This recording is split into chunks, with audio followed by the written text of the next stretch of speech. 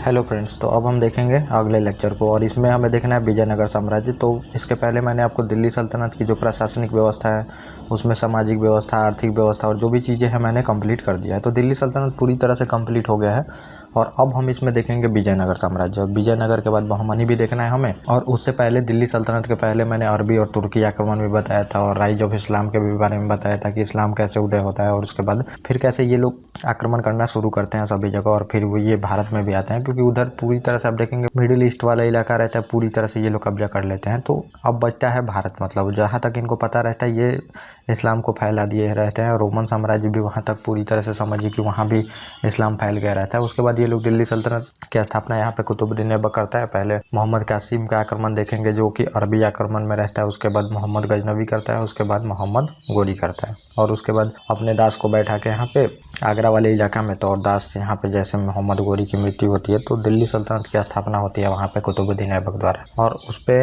जो 5 वंश चली थी, गुलाम वंश, खिलजी वंश, तुगलक वंश और उसके बाद सैयद लोदी, ये मैंने आपको कंप्लीट कराया था। फिर डिक्लाइन ऑफ जो दिल्ली सल्तनत है उसके कॉज क्या थे ये भी मैंने आपको बताया था। फिर जो प्रशासनिक व्यवस्था थी वो भी मैंने आपको कंप्लीट कराया था। तो टोटल चीज़ें कंप्लीट हो चुकी हैं और काफ़ी 360 डिग्री में मैंने कंप्लीट किया है। तो दिल्ली सल्तनत से आप क्वेश्चन भी बना सकते हैं, जो कि कम्युनिटी सेक्शन पे मैं क्वेश्चन डालते रहता हूँ। तो वहाँ पे आप क्वेश्चन भी देख सकते हैं। जो प्रीवियस ईयर पेपर होता है यूपीएससी का, उसमें आपको क्वेश्चन बनेंगे और उससे आपकी प्रैक्टिस भी होगी। जितना आप लेक्चर देख रहे हैं, चाहे जितना चीज़ों को आप पढ़ रहे हैं, तो वो प्रैक्टिस हो जाएगी तो वो भी आपको फायदा देगी एग्जाम में, क्योंकि प्रीवियस ईयर पेपर बनाना बहुत ही ज़रूरी होता है। तो ये हो गया। तो उतना हमें मतलब बात करने से और देखने से ज़्यादा चीज़ें हैं नहीं। तो हमें इसमें देखना है मेनली जो विजयनगर साम्राज्य है और ऊपर ये मैंने मैप भी लगा दिया है। तो ये रहता है विजयनगर साम्राज्य। यहाँ पे देखेंगे बहुत बड़े इलाकों में यहाँ पे राज्य करता है और बहुत दिनों तक देखेंगे 300-400 सालों तक राज्य करते रहेगा। और उसके ऊपर रहता है बहमनी साम्राज्य। तो ये हिंदू साम्राज्य रहता है और ये मुस्लिम साम्राज्य रहता है और इसके ऊपर देख रहे हैं ये खानदेश रहता है।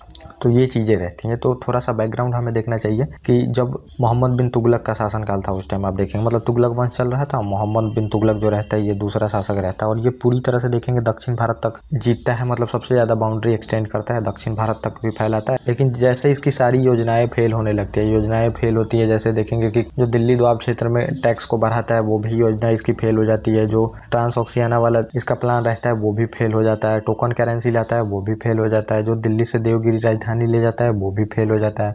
और राजधानी इसी वजह से देवगिरी में लाया रहता है ताकि यहाँ से दक्षिण भारत को भी कंट्रोल कर सके, उत्तर भारत को भी कंट्रोल कर सके और जितना ईस्ट वेस्ट है सबको कंट्रोल कर सके। तो इसलिए राजधानी लाता है। लेकिन ये भी इसकी योजना जो रहती है ये फेल हो जाती है। तो ये सब चीज़ें अगर आपको देखनी हो जैसा मैंने बताया है तो वो आप वहाँ पे देख सकते हैं। और खुरासान का मतलब जो भी अभियान करता है वो फेल हो जाता है और फेल होता है तो फिर वहाँ पे पता चलने लगती है, जो भी एरिया को जीता रहता है तो उनको पता चलने लगती है कि इतना मतलब ये कमज़ोर हो चुका है। क्योंकि जब योजनाएं फेल होती है तो वहाँ पे एक तो पॉलिटिकल जो लीडर है उसके साख पे सवाल उठाए जाते हैं। जैसे कि आज मान लीजिए कि मोदी जी कोई फैसला लेते हैं, अगर उनकी फैसला जो ले रहे हैं वो नहीं जनता मानती है, चाहे फेल हो जाती है, तो कुछ 1-2 में तो नहीं चलेगा। जैसे कृषि कानून लिए वापस रीबैक लिए तो उस पर भी उनके साख पे सवाल उठा, क्योंकि वो पहले देखेंगे कभी भी फैसले से वापस नहीं गए थे, लेकिन यहाँ पे वापस गए तो बहुत वहाँ पे उनके साख पे बात भी उठी होगी। तो ऐसे होता है, अगर ये 5-6 फैसले ले ले और फिर उसको रीबैक कर ले तो समझिए वहाँ पे इनके साख पे खतरा आएगी। और यहाँ पे जो लोग हैं चाहे स्टेट हैं तो वो सुनेंगे भी नहीं और नेता की जो साख होती है वो गिरती हैं। तो वैसे ही होता है, इसका जो सब फैसला देखेंगे धीरे धीरे फेल हो जाता है। तो फिर करते क्या है, जो राज्य कंट्रोल में लिया रहता है ये पूरी तरह से दक्षिण भारत को, इतने इलाकों को जीता रहता है ये, तो ये अपने अपने स्वतंत्रता की घोषणा करने लगता है और घोषणा कर भी लेते हैं। और उसके बाद जो गयासुद्दीन तुगलक आएगा तो वो कुछ कर भी नहीं पाएगा। जितना एरिया बचा रहता है उसको ही वो कंट्रोल में रखता है और उसी का बोलता है हम शासन करेंगे, ज़्यादा चीज़ों को नहीं जीतेंगे, ये रहता है और ये चीज़ें होती है। और दूसरा हमें देखना है कि मतलब इसी के शासनकाल के बाद जब ये विजयनगर और बहमनी साम्राज्य स्थापित होते हैं, तो पहले तो विजयनगर होता है उसके बाद बहमनी होता है। तो यहाँ पे जो रहते हैं मुस्लिम की संख्या ठीक ठाक रहती है तो यहाँ पे बहमनी साम्राज्य, और दक्षिण भारत में मुस्लिमों की उतना जनसंख्या नहीं रहती है तो यहाँ पे विजयनगर साम्राज्य की स्थापना होती है। और जो दिल्ली से देवगिरी राजधानी लाया रहता है तो यहाँ पे कन्वर्जन भी हुए रहते हैं। तो मतलब समझिए इसी की जो नोबिलिटी एक होती है वो मैं आपको बहमनी साम्राज्य में बताऊंगा, वही बहमनी साम्राज्य की स्थापना यहाँ पे करेगा। लेकिन विजयनगर हमें अभी देखना है इस वीडियो में, अगले वीडियो में आपको आएगा वहाँ पे बहमनी साम्राज्य। और विजयनगर में आपको टोटल चीज़ें कंप्लीट कराऊंगा, जितने वंश चले हैं वो भी, और जो इंपॉर्टेंट शासक हैं जो जो काम हुए हैं वो भी मैं कंप्लीट करा दूंगा। और जो प्रशासनिक व्यवस्था है, एडमिनिस्ट्रेटिव हिस्ट्री, वो हमें ज़्यादातर ध्यान देना है, वो भी मैं आपको इसी में कंप्लीट करा दूंगा। तो टोटल जितनी भी चीज़ें हैं इस वीडियो में ही कंप्लीट हो जाएगी। तो ये फिर यहाँ पे बहमनी साम्राज्य स्थापित होते हैं, तो विद्रोह होते रहता है। और जैसे मान लीजिए कि मोहम्मद बिन जो तुगलक है, तो इसका भी फैमिली बहुत बड़े रहते हैं। फैमिली मतलब उनके चाचा ताऊ, बहुत बड़ा फैमिली हो जाता है। और ये लोग जहाँ महल में रहते हैं बहुत बड़ा फैमिली रहता है, तो इसी में एक इसके फैमिली का ही रहता है समझिए। और वो फिर विद्रोह करता है वहाँ से। जब ये कमज़ोर होता है, उसका गुरसप नाम रहता है, गुरसप फिर विद्रोह करके भाग जाता है वहाँ पे, और ये काम्पील राज्य में भाग जाता है। और काम्पील राज्य में इसी को पकड़ने के लिए आता है। तो काम्पील जो राजा रहता है वो बोलता है कि हम नहीं छोड़ेंगे। तो फिर यहाँ पे युद्ध का बहाना लेके वहाँ पे युद्ध करता है, हाराता भी है, इलाकों को कैप्चर भी करता है। और फिर जो इसके मंत्री समझिए रहते हैं हरिहर बुक्का, इनको पकड़ के लेके चला जाता है यहाँ से दिल्ली में।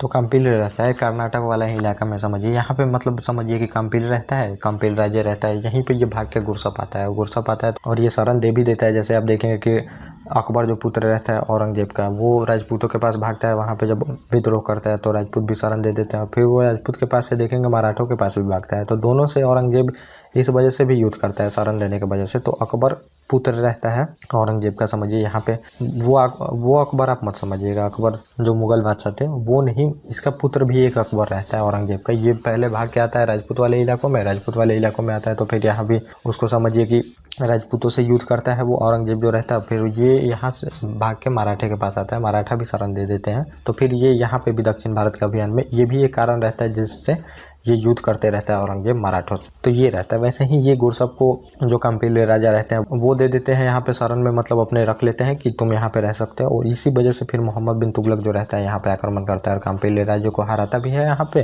और जो तो इसके मंत्री रहते हैं दिल्ली ले जाता है, और दिल्ली ले जाकर फिर इनका धर्म परिवर्तन भी कराया जाता है। धर्म परिवर्तन जब होता है उसके बाद ये फिर जो मोहम्मद बिन तुगलक रहता है, ये जहाँ जीत तो जाता है इन इलाकों को, लेकिन जीत के फिर आता है समझिए जैसे, तो यहाँ पे विद्रोह होना शुरू हो जाते हैं। और विद्रोह होने के बाद ही जो साम्राज्य रहता है अपनी स्वतंत्रता की घोषणा करता है। तो विद्रोह होते रहता है। तो अब जो ये मंत्री रहते हैं हरिहर बुक्का, इनको यहाँ के एडमिनिस्ट्रेटिव के बारे में पता भी था, मतलब यहाँ के जितने भी प्रशासनिक चीज़ें थी उनके बारे में पता था, यहाँ रह चुके होते हैं। तो फिर ये धर्म परिवर्तन करा के इन्हीं को भेजता है कि जाओ तुम विद्रोह को दबाओ, विद्रोह को दबाओ। और ये बोलते भी हैं मतलब कि हाँ हम विद्रोह को दबा लेंगे, मतलब यहाँ पे हमें पता है हर एक चीज़। लेकिन जब यहाँ पे ये आते हैं तो फिर ये अपने धर्म में रीबैक आते हैं। जो इनके गुरु रहते हैं विद्याधर, उनसे अपने मतलब धर्म को फिर से यहाँ पे हिंदू में वापस आते हैं। और यहाँ पे अब जो साम्राज्य रहता है अपनी साम्राज्य की स्थापना कर देते हैं। हरिहर बुक्का जो विजयनगर साम्राज्य होता है उसकी स्थापना कर देते हैं ये।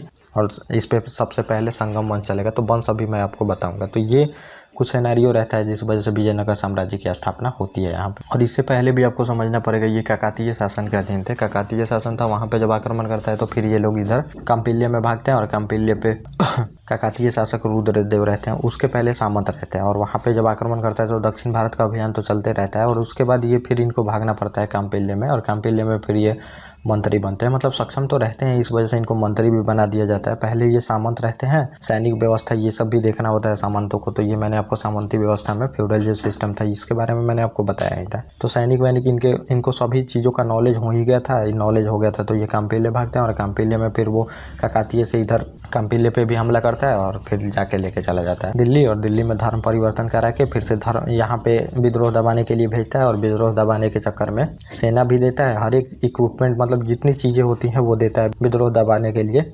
लेकिन ये आते हैं तो इनके मन में दूसरा चीज़ रहता है। ये यहाँ पे विद्याधर से मिलते हैं और बोलते हैं फिर से हमें ये चीज़ हमारे साथ हुई है, हमें अपने धर्म में आना है। और अपने धर्म में आते भी हैं। और विद्याधर बहुत बड़े गुरु रहते हैं, तो इनकी बात फिर हिंदू जनता मान भी लेती है। क्योंकि जो हिंदू है उसमें फिर से आप एक बार आपका धर्म परिवर्तन हो गया तो रीबैक नहीं आ सकते हैं, तो इस वजह से। लेकिन बड़े गुरु रहते हैं तो जनता स्वीकार भी कर लेती है कि चलो ठीक है यहाँ पे। तो ये हो जाता है। उसके बाद ये क्या करते हैं, विजयनगर साम्राज्य की स्थापना कर देते हैं यहाँ पे दक्षिण भारत में। और फिर यहाँ पे संगम वंश की स्थापना करते हैं। तो इनके पिताजी का जो नाम रहता है ये संगम रहता है। तो इसी वजह से यहाँ पे जो पहला वंश चलेगा इस पे ये संगम वंश चलेगा। तो अब वंश और आपको साम्राज्य में थोड़ा सा अंतर पता होना चाहिए। तो साम्राज्य वही लैंड का टुकड़ा रहता है, लैंड तो वही है, लेकिन इस पे अलग अलग जो तरह के लोग हैं वो राज्य करेंगे। तो वंश बदलता है। तो समझिए वहाँ पे जैसे कि आज पूरा इंडिया है तो वंश अब समझ सकते हैं कि यहाँ पे बीजेपी का भी शासन चला है, कांग्रेस का भी चला है, कल आपका भी शासन चले। तो ये आप वंश से कनेक्ट कर सकते हैं। मतलब दूसरे तरह के लोग या फिर दूसरे पार्टी के लोग जब राज्य करने लगते हैं तो फिर वहाँ पे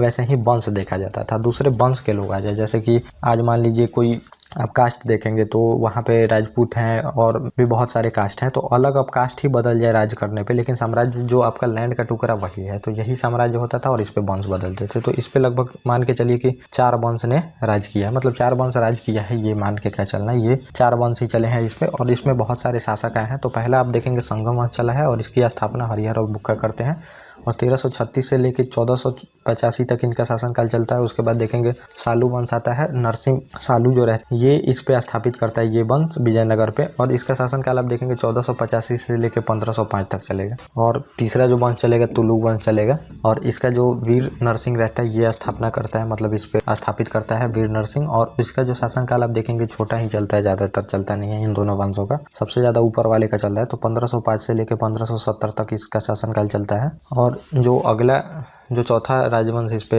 चलता है ये अराविडु वंश चलता है और इसका तिरुमल रहता है संस्थापक। और 1570 से लेके 1650 तक इनका शासनकाल चलता है। तो लगभग सबका शासनकाल अच्छा चला है। इसमें सबसे छोटा जो आप देखेंगे तो ये वीर नरसिंह जो सालू वंश है ये चलता है काफ़ी कम समय तक। तो अब हमें ये वंश के बारे में देख लेना है, जो इम्पोर्टेंट शासक है उसके बारे में मैं आपको बता दूंगा। इतना ही वंश आपको देखना है और ये नहीं है कि मैं पूरी तरह से जो सभी राजा हुए हैं उसके बारे में बताऊंगा, कुछ इंपॉर्टेंट ही राजा को हम देखेंगे। तो पॉलिटिकल हिस्ट्री पे ज़्यादा हमें फोकस नहीं करना है। आपको एडमिनिस्ट्रेटिव हिस्ट्री, जितने प्रशासनिक आर्थिक व्यवस्था है, ये समाज है और सोसाइटी में मतलब, और आर्ट फॉर्म हमें देखना आता है, आर्ट एंड कल्चर वाला जो पार्ट होता है, तो उसका तो मैं बिल्कुल अलग से लेके आऊँगा। तो ये होगा, तो हम इंपॉर्टेंट जो शासक रहते हैं उनके बारे में देख लेते हैं जल्दी जल्दी, क्योंकि हमें इसी में प्रशासनिक व्यवस्था भी कंप्लीट करनी है। तो ये जो संगम वंश है तो ये देख रहे हैं कि 1336 से लेकर 1485 तक इसका शासनकाल चलता है। ये पहला वंश है और इसका जो पहला शासक आप देखेंगे हरिहर रहता है। और संगम वंश की स्थापना होती है इनके पिता जो होते हैं इनके नाम पे, ये लोग अपने वंश की स्थापना करते हैं, संगम वंश की स्थापना होती है। और हरिहर जो रहेगा इसका शासनकाल आप देख रहे हैं 1336 से लेकर 1356 चलता है। इस वंश का प्रथम ये शासक रहता है और अनेगोडी को ये अपनी राजधानी बनाता है। और इसने 1346 में होयसल और 1352 से 53 में मदुरै को जीतता है। तो ये होयसल और मदुरै दक्षिण भारत में मतलब इनका साम्राज्य विस्तार चलता है, इसको ये लोग जीत लेते हैं। और ये जो फैक्चुअल चीज़ें हैं तो ये आपको पीसीएस एग्जाम में आएगा, लेकिन आप यूपीएससी में ये नहीं पूछेगा क्वेश्चन, आपको एडमिनिस्ट्रेटिव हिस्ट्री से ही क्वेश्चन वहाँ पे पूछा जाएगा। तो ये जो मैं करता हूँ कवर, तो ये जो सेशन होता है तो यूपीएससी और पीसीएस दोनों के लिए होता है। इस वजह से जितने भी फैक्चुअल चीज़ें होती हैं वो भी मैं कंप्लीट आपको करा देता हूँ, ताकि फैक्चुअल चीज़ों को आपको कहीं और ना जाना पड़े। और फैक्चुअल चीज़ों में भी आपको इतनी फैक्चुअल नहीं जानी है जितनी कि लोग पढ़ाते हैं। गांधी जी के दादा का क्या नाम था, गांधी जी की नानी का क्या नाम था, इससे आपको मतलब नहीं रखनी है। तो गांधी जी के अगर फैक्चुअल क्वेश्चन भी बनेगा तो सिंपल फैक्चुअल बनेगा, ज़्यादातर डीप नहीं जाया जाता है एग्जाम में, तो वो आपको समझ नहीं पड़ेगी। क्योंकि बहुत सारे जगह पर आप देखेंगे बहुत ज़्यादा लोग फैक्चुअल चीज़ें पढ़ा देते हैं, उतना आपको ज़रूरत नहीं है। क्योंकि मेन मोटिव आपको समझना पड़ेगा, एग्जाम निकालना है, आपको कोई एक्सपर्ट नहीं बनना है फैक्ट का। क्योंकि बहुत सारे आप देखेंगे कि लोग फैक्ट तो बहुत जानते हैं, फैक्ट एक जो फैक्ट पूछिए वो आपको रटा हुआ उनके पास मिलेगा, एक एक फैक्ट बता देंगे, लेकिन जब कॉन्सेप्ट पूछिए तो उनको कुछ समझ ही नहीं। राजा बांध बनवाए ये तो उनको पता है, कितना बांध बनवाया, कितनी तालाबें खुनवाई, ये सब पता रहता है, लेकिन क्यों खुनवाई ये किसी को पता नहीं रहता। तो आप लोगों को मतलब यूपीएससी में यही समझना है, क्यों क्या कैसे ये समझना, ये नहीं समझना कि क्या है वो और कितने फैक्ट हैं, ये रटने की कोई ज़रूरत नहीं है। तो ये थोड़ा सा आप लोगों को समझना पड़ेगा। तो ये करता है होयसल और मदुरै को जीत लेता है और फिर इसके बाद शासक बनता है बुक्का। और बुक्का रहता है हरिहर का ही भाई रहता है। तो पहले हरिहर शासक बनता है क्योंकि बड़ा भाई ही शासन बनता है। हिंदू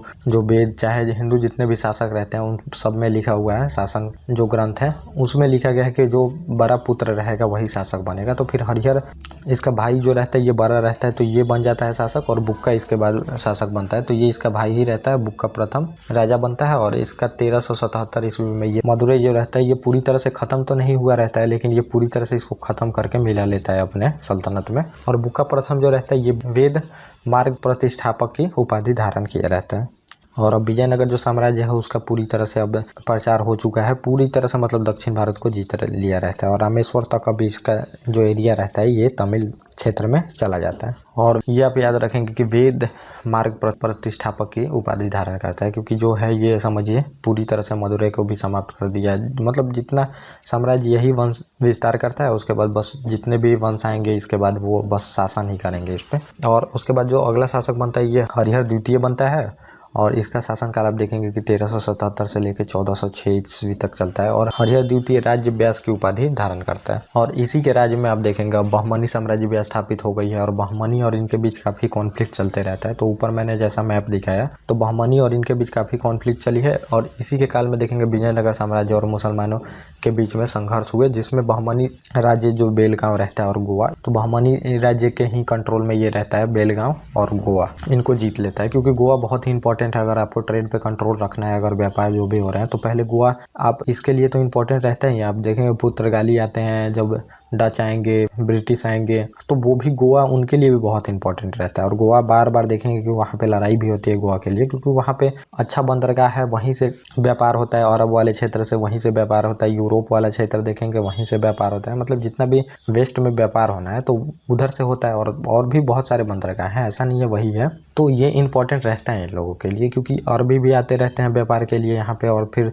जो यूरोपियन रहते हैं वो भी व्यापार के लिए आते रहते हैं। तो अगर वो कंट्रोल में रहेगा तो फिर वहाँ से टैक्स खा सकते हैं। ये टैक्स जब मिलेगा तो फिर ये टैक्स मिलेगा तो सैनिक स्ट्रेंथ बढ़ाएंगे और फिर जो मुस्लिम शासक हैं इनको हरा भी सकेंगे। तो इसलिए ये कंट्रोल में लेते हैं और बेलगांव भी कंट्रोल में लेते हैं। और इन लोगों में बहमनी और विजयनगर साम्राज्य में आप देखेंगे कि हमेशा से लड़ाई चलती रहेगी। कृष्णा जो तुंगभद्रा का द्वाब है रायचूर के द्वाब के लिए चलेगा, और फिर वहाँ पे आप देखेंगे जो कोस्ट लाइन बनता है, कृष्णा नदी मतलब जाके डेल्टा बनाती है, वहाँ पे नेचुरल जो पोर्ट है वो बन जाता है। और नेचुरल जब पोर्ट बनेगा तो फिर वहाँ पे क्या होगा, जितनी भी नाव होती हैं वो आके वहाँ पे लगती हैं। नेचुरल पोर्ट जो होता है वो बनाना नहीं पड़ता है, तो वहाँ से ही व्यापार होता है। तो जितना भी ईस्ट में व्यापार होगा तो उसके लिए वहाँ भी देखेंगे कॉन्फ्लिक्ट इन लोगों में बना रहेगा। तो ये मैप में आपको समझ आएगा। तो ये यहाँ पे रहता है कृष्णा नदी का जो डेल्टा बनता है, यहाँ से फिर आप इधर व्यापार कर सकते हैं और गोवा वाले क्षेत्र से इधर व्यापार कर सकते हैं। दोनों तरफ से आप पैसा खा सकते हैं। तो ये लोग कंट्रोल करके रखते हैं, इस वजह से भी जीतते हैं इन लोगों को। और ये जो रहता है कृष्णा नदी के पास, दो नदियों के बीच का द्वाब रहता है, तो यहाँ भी बहुत देखेंगे बहुत फर्टिलाइज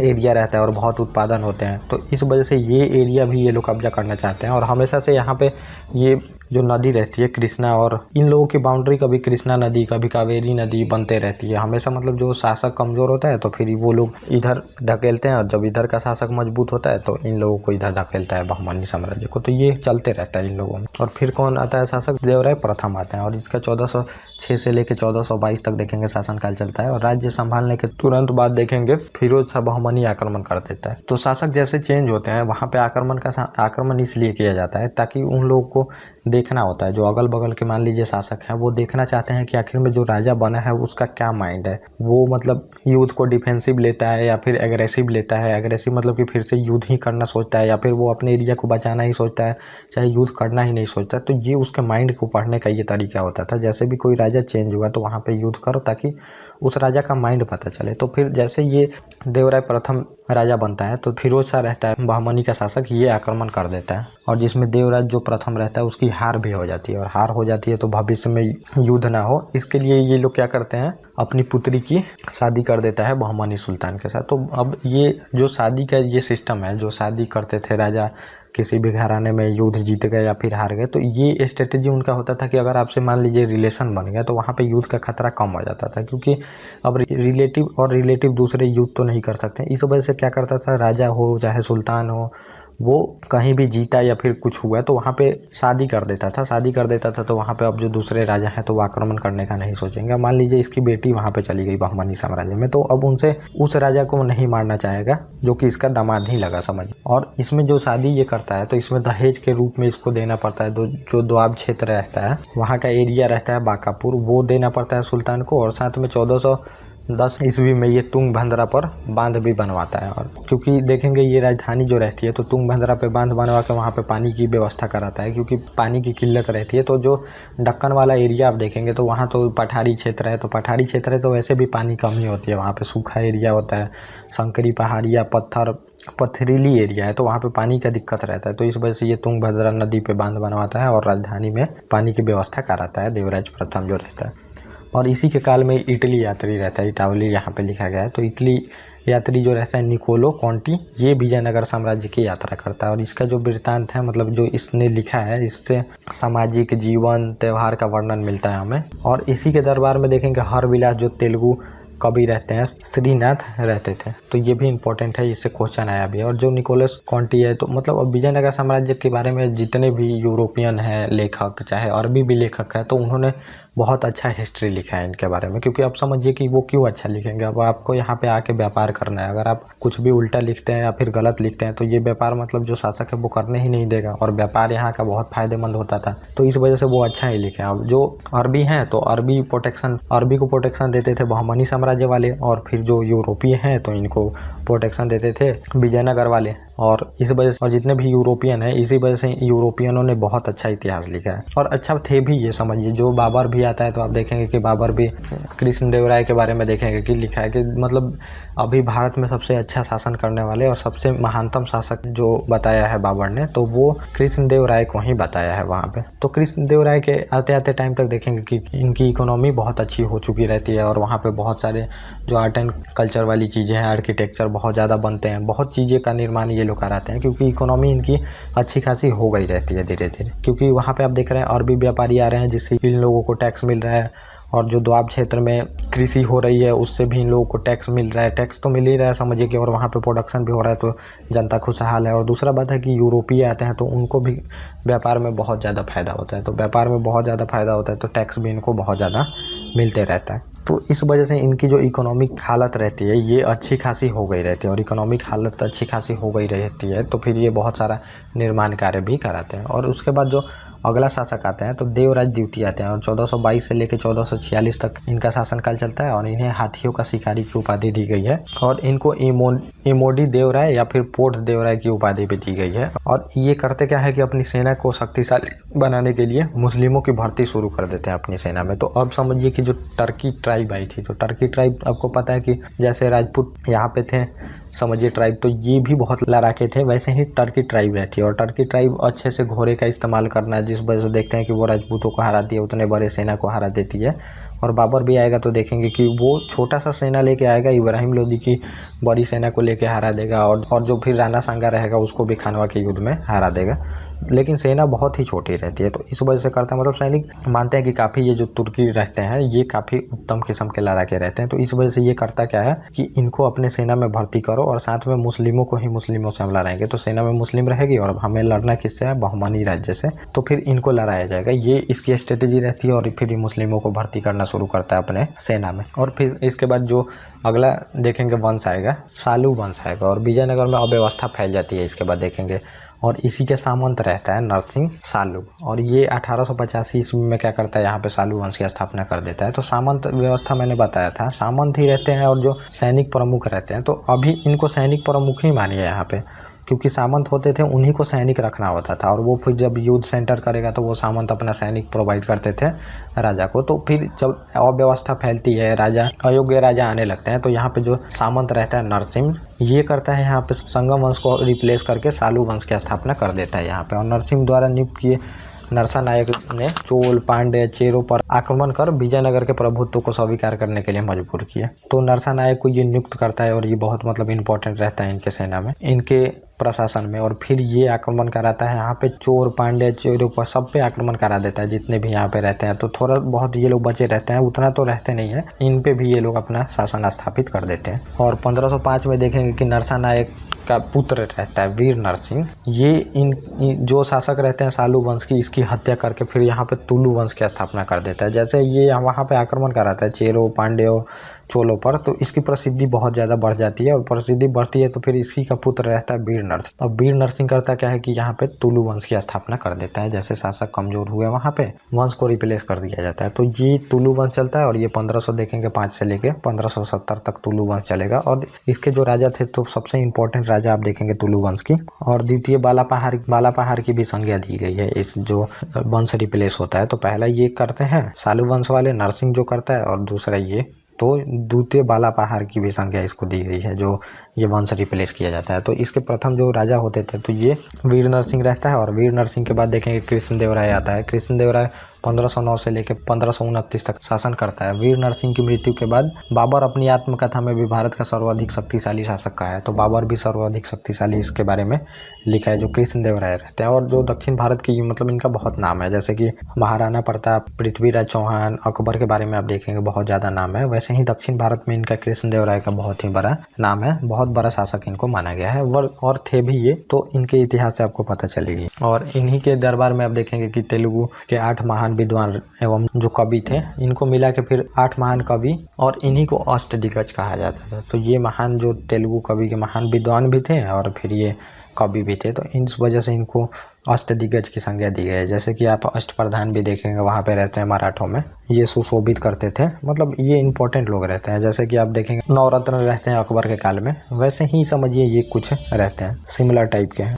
और कहा जाता है कि इन्हीं के काल में जो तेलुगु साहित्य रहता है वो पराकाष्ठा तक पहुंच जाती है। कृष्णदेवराय को आंध्र भोज भी कहा जाता है, आंध्र भोज, अभिनव भोज, इनको कह के पुकारा जाता था। और जो तेलुगु साहित्य है सबसे मतलब अपने स्वर्ण युग में पहुंच जाती है इन्हीं के काल में। और इन्होंने अनेकों मंदिरों का निर्माण कराया, मंडपों का, तालाबों का, बहुत सारे निर्माण कार्य करे हैं, क्योंकि अब इकोनॉमी बहुत अच्छी थी यहाँ पे इन लोगों की। और इकोनॉमी जब तक अच्छी नहीं होती है तब तक निर्माण कार्य आप नहीं कर सकते हैं। तो मुगलों टाइम में आप देखेंगे अकबर के बाद कितना निर्माण कार्य शुरू होता है, बहुत ज़्यादा निर्माण कार्य होते हैं, क्योंकि जो अकबर रहता है वो पूरी तरह से इकोनॉमी पे अपना शासन स्थापित करके जाता है और बहुत ज़्यादा टैक्स आए रहते हैं। वर्ल्ड की लार्जेस्ट इकोनॉमी बन चुकी रहती है भारत वहाँ पे। फिर ये लोग निर्माण कार्य कराना शुरू करते हैं, और जब देखेंगे कि उसके बाद के शासक ज़्यादा कुछ नहीं भी करते हैं तो निर्माण कार्य कराते हैं, फिर भी इनकी ट्रेजरी खाली नहीं होती है जितना भी राजकोष रहता है। और इनकी जो राजधानी विजयनगर रहती है, यहाँ के निकट ये नागलपुर नामक एक नगर भी बसाते हैं, तो ये भी आप लोग ध्यान में रखिएगा। तो कुछ ये जो है ये इंपॉर्टेंट फैक्ट हैं जो आपको याद होनी चाहिए। और ये जो रहते हैं हजारा और बिट्ठुल नामक मंदिर रहती है, इसकी व्यवस्थापना करते हैं। और ये जो रहते हैं पुर्तगालियों के साथ अच्छे संबंध रखते हैं, जिसका व्यापार उन दिनों भारत के पश्चिम तट पे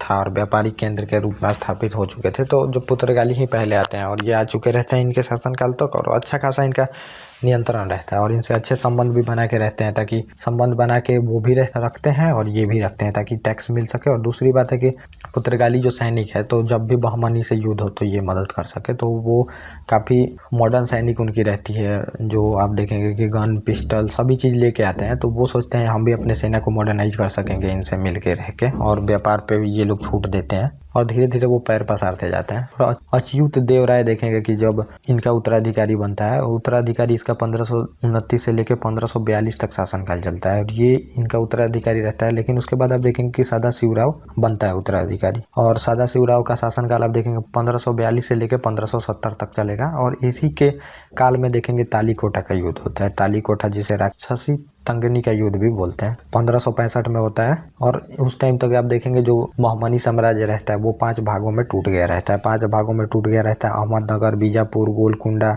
बीदर और बरार। तो बरार और गोलकुंडा में शत्रुता रहती है, तो इस वजह से बरार शामिल नहीं होता है। बरार शामिल नहीं होता है और यहाँ पे बाकी जितने भी होते हैं वो मिलके अटैक करते हैं और यहाँ पे हरा दिया जाता है विजयनगर साम्राज्य को। और फिर जो अगला वंश आता है तो आराविडु वंश आता है। तो अब राम राय रहता है आराविडु वंश, मतलब पहले तो ये सेनापति रहता है और यही लड़ाई करता है। इन जो महासंघ होते हैं चारों मिलके आक्रमण करते हैं। तो और उधर से आप देखेंगे बहमनी मतलब जो संघ का आदिल शाही रहता है, ये उसका नेतृत्व करता है। इधर से राम राय नेतृत्व करते हैं सैनिक का। और फिर राम राय मतलब हार जाते हैं यहाँ पे। आदिल शाही, निजाम शाही, कुतुब शाही और जो बरीद शाही के संयुक्त प्रयासों द्वारा तालीकोटा में राम राय हरा दिया जाता है। तो आदिल शाही भी रहता है, निजाम शाही भी रहता है, कुतुब शाही भी रहते हैं, और जो बरीद हैं ये मतलब चारों संघ जो मिलके रहता है, इनके जो नेतृत्व करते हैं वो मिलके, और फिर राम राय को यहाँ से विजयनगर का ये प्रतिनिधित्व करता है, हरा देते हैं लोग इस युद्ध में। और फिर यहाँ पे अब युद्ध में विजयनगर हार जाता है तो बहुत लूटा जाता है, मतलब पूरी तरह से साम्राज्य को नष्ट कर दिया जाता है। और इसके बाद होता क्या है कि आप देखेंगे कि ये मैंने यहाँ पे सदाशिव जो बनता है शासक, ये मैंने लिख ही दिया है। कृष्णदेव राय के बाद सदाशिव आता है। सदाशिव इसी के काल में तालीकोटा का युद्ध होता है 1565 में आप देखेंगे। और इस युद्ध में विजयनगर साम्राज्य के खिलाफ एक महासंघ बनता है, और जिसमें अहमदनगर, बीजापुर, गोलकुंडा और बीदर शामिल रहता है। लेकिन गोलकुंडा और बरार का शत्रुता रहती है, गोलकुंडा और बरार में, तो इस वजह से बरार शामिल नहीं होता है। जबकि बरार इस संघ में शामिल नहीं होता है। इसके शासन की वास्तविक शक्ति आराविडु वंशीय मंत्री जो है ये रहता है राम राय के हाथों में रहती है। तो विजयनगर का मंत्री रहता है राम राय, इसके हाथों में रहती है जो शक्ति रहती है। और महासंघ में उधर से वो लोग लड़ते हैं और फिर यहाँ पे राम राय की जो होती है ये हार हो जाती है और बहुत लूटा जाता है। और ये क्या किया रहता है कि अपने सेना में बहुत मुस्लिमों को शामिल किया रहता है। और ये युद्ध तो ये लोग हार जाते हैं। और जो यूरोपीय यात्री है सेवेल, ये अपने अपनी बुक जो है ये फॉरगेटन एम्पायर में लिखा है, इस युद्ध का वर्णन किया है ये बहुत अच्छे से, जो सेवेल रहता है। और इसके बाद क्या होता है, बहुत अव्यवस्था फैल गई रहती है, तो अराविडु वंश की स्थापना होती है। 1570 से लेके आप देखेंगे 1652 तक ये चलता है। तुलु वंश का जो अंतिम शासक रहता है सदाशिव को सिंहासन से हटाकर अराविडु वंश की स्थापना होती है। और इसी के बाद देखेंगे तालीकोटा युद्ध के बाद बहुत अव्यवस्था फैल गई रहती है, तो ये लोग राजधानी भी चेंज कर देते हैं और राजधानी वेनुगोंडा या फिर पेनुगोंडा इसको बोला जाता है, उसको बना दिया जाता है। तालीकोटा के युद्ध के बाद जो राम राय का भाई रहता है तिरुमल, ये बना देता है और विजयनगर साम्राज्य की जगह पेनुगोंडा को राजधानी बना देता है। और वेंकट द्वितीय इसके बाद शासक आता है। इसका शासन देखेंगे कि 1586 में चलेगा और ये चंद्रगिरी को अपना मुख्यालय बनाता है और इसे विजयनगर का अंतिम महान शासक माना गया है। और राजा ओडेयार रहता है, ये देखेंगे 1612 ईस्वी में इसी से अनुमति लेता है और फिर यहाँ पे श्रीरंग जो पट्टनम रहता है वहाँ की सूबेदारी लेता है और बाद में यहाँ पे देखेंगे मैसूर राज्य की स्थापना कर देता है। तो वो जब टूटेगा ये साम्राज्य तो मैं आपको बताऊंगा वहाँ पे तालीकोटा युद्ध के बाद क्या होता है। तो तालीकोटा युद्ध का मैं वर्णन करूंगा।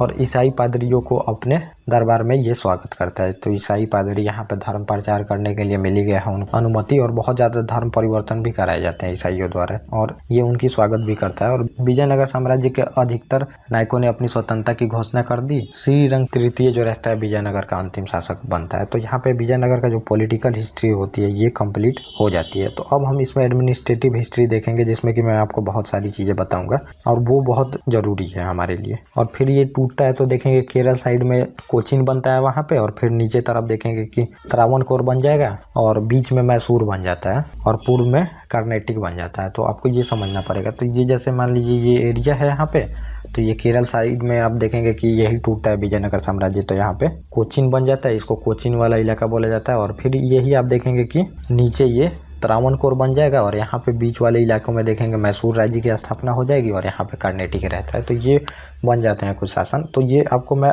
आगे बताऊंगा ही जब मॉडर्न इंडिया हिस्ट्री हम शुरू कर रहेंगे। तो मॉडर्न इंडिया हिस्ट्री तो शुरू हो ही गई है, आप देख ही सकते हैं उसमें। ये मैंने आपको डिक्लाइन ऑफ मुगल के बारे में जब बताया था तो वहीं पे आपको दिखाया था ये मैप कि यहाँ पे कौन कौन से नए जो छोटे साम्राज्य में वंश के शासकों को भी बताया था कौन कौन राज्य करते हैं यहाँ पे। तो ये मैंने आपको बताया वहाँ पे, तो ये आप जान सकते हैं वहाँ से। तो अब हम देख लेंगे, पहले तो देखेंगे विजयनगर साम्राज्य के पतन का कारण क्या रहता है और पतन के कारण के बाद हम देख लेंगे इसमें जो प्रशासनिक व्यवस्था रहती है। और विजयनगर साम्राज्य की प्रशासनिक व्यवस्था से आपको दक्षिण भारत के इतिहास के बारे में बहुत ही चीज़ें पता चलेगी। तो ये बहुत ही इंपॉर्टेंट होगा हमारे लिए देखना। तो अभी हम थोड़ा सा ये देख लेते हैं और जल्दी जल्दी हम ये भी कंप्लीट कर लेंगे। ज़्यादा चीज़ें इसमें नहीं है, थोड़ा टाइम लगेगा आपको और टाइम देनी पड़ेगी आप लोगों को ये सब चीज़ें समझनी है। तो अब हम देख लेते हैं कि विजयनगर साम्राज्य का पतन कैसे हो गया। तो पहला यही हमें जानने की ज़रूरत होती है कि कोई भी साम्राज्य पतन हो रहा है तो पॉइंट तो वही लगभग सेम रहती हैं, आप कहीं भी उस पॉइंट को लिख सकते हैं। तो वही चीज़ें रहती हैं जो मैंने पहले ही बताया आपको कि अयोग्य उत्तराधिकारी रहते हैं जो कृष्णदेवराय होते हैं। उसके बाद कोई भी ऐसा उत्तराधिकारी नहीं होता है कि जो फिर साम्राज्य को